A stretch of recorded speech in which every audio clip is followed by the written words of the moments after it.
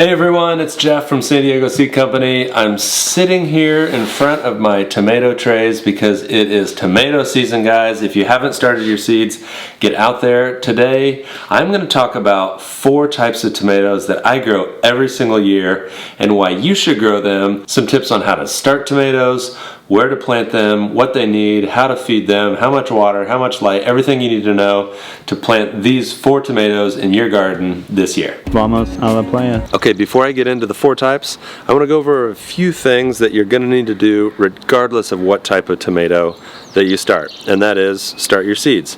We hope if you're watching this channel at this point in your gardening career, you are starting your own seeds and not buying them in the store. If you are buying them in the store, that's totally fine. You can skip over this part. But if you're starting them at home, if I were to open any of these seed packs, the seeds are going to look pretty much identical. So to start tomato seeds, you are going to want to start them either indoors or in a greenhouse, somewhere that has warm soil. This time of year, the temperatures in your house, but definitely outside, are not going to make the soil warm enough to germinate the seeds. If you're wondering how warm the soil should be, it's on the back of the seed pack. So you're going to need warm soil. If you want to use a heat mat, you can, but I'd save those heat mats for the peppers. You're going to want to plant them about 1/4 inch deep in well-draining soil.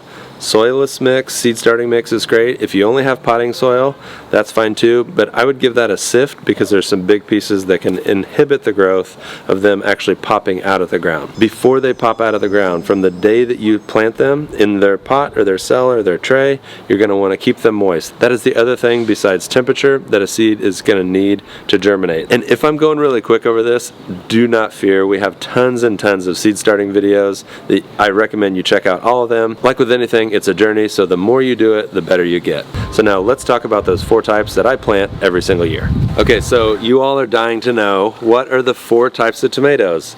This is by no means an exhaustive list, but that's kind of how I group tomatoes in my head, so I'll share it with you. First, we've got sauce tomatoes. I'm thinking Roma. This is what we grow every single year. It's the only sauce tomato we grow. It's huge and prolific. The next would be a cherry tomato, and then dwarf tomato, and then a slicer or a beefsteak. And let me give a disclaimer, John is on camera right now and he just he just brushed up against a little bit of nettle, so if the camera gets crazy, that's why his ankle is itching him. Yeah, oh no, it's happening! Let's talk sauce tomatoes.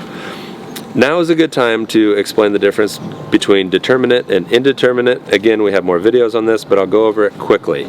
Determinate tomatoes produce all their fruit in a determined amount of time, meaning all at once.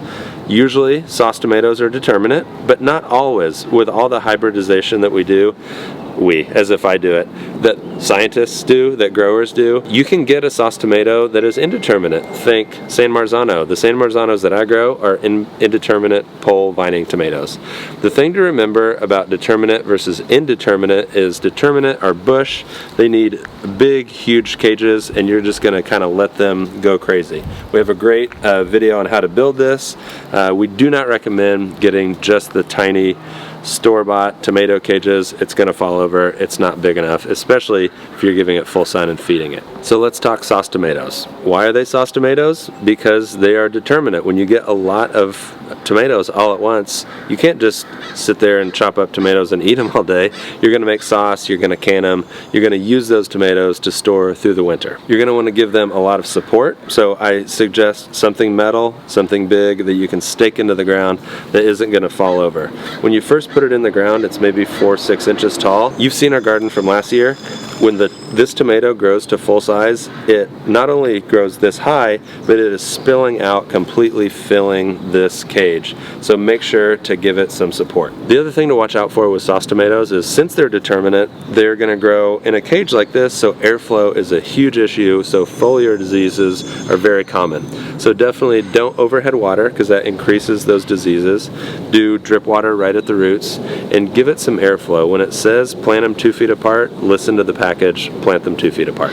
Category number 2 is cherry tomatoes. The best tasting tomato in the world is the Sun Gold. I've actually got a hybrid that Bridget has come up with, the Desi Sun Gold.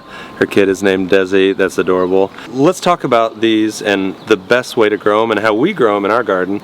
And you have heard it before, this is the lower and lean method. Just a quick overview of what that is. you're going to plant the plant at the base of this string. You're going to let the string go all the way down to the base and clip it as it goes up. Let's take a quick break and talk about indeterminate. We've already talked about determinate. Indeterminate means the fruit and flowers come at an indeterminate amount of time, which is over a longer period of time. That's why this method works really well. You're going to plant the plant, take these clips, clip the string to the plant, trim off all the suckers. Again, if you don't know what that means, check out our videos on tomatoes, and you're going to get 1 liter going up this string. Now, why do I recommend growing them on a string rather than a cattle panel? When it comes to cherry tomatoes, you don't have to worry that much about weight, so this string and the clips are going to do just fine. You know, it's always so good to have a support system. That's why I am standing under our favorite support system, this cattle panel trellis, 15 feet long, folded in half. This is the perfect place to grow our third category of tomato, and that is a slicer or a beefsteak. I was just on the phone with my dad today asking him the difference. He said beefsteak have shoulders to them. They're kind of rippled on the side, which I believe would be like a purple Cherokee. But slicers do not have ribs or shoulders on the side. They're more of a smooth, which I believe is a celebrity. If you guys know better than me, please drop it in the comments, correct me, educate me, but that is what I learned from my dad. I may even be getting that wrong. I'm so sorry.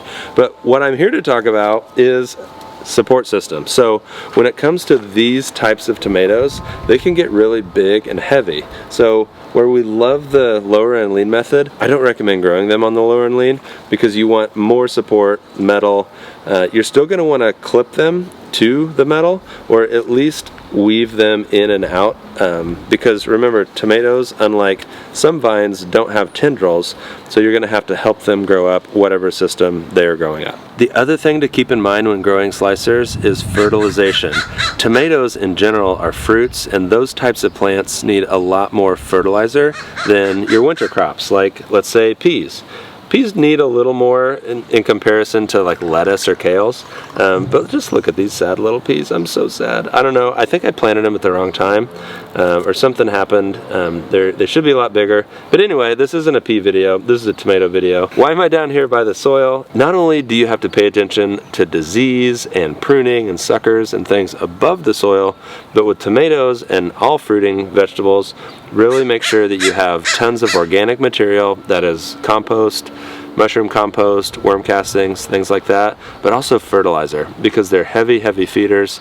I recommend putting compost and granular fertilizer before the season starts, but also adding liquid fertilizer as the season goes along. Okay, before we get to number 4, got a quick joke.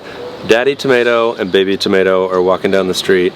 Baby tomato is just lagging and lagging and lagging, and finally Daddy tomato turns around and says, "Catch up." I mean, if that doesn't deserve a subscribe and a like and a hit the bell, I don't know what does. So make sure you do that, not only for the jokes, but hopefully we're giving some information to help you guys be better gardeners. So don't forget to subscribe.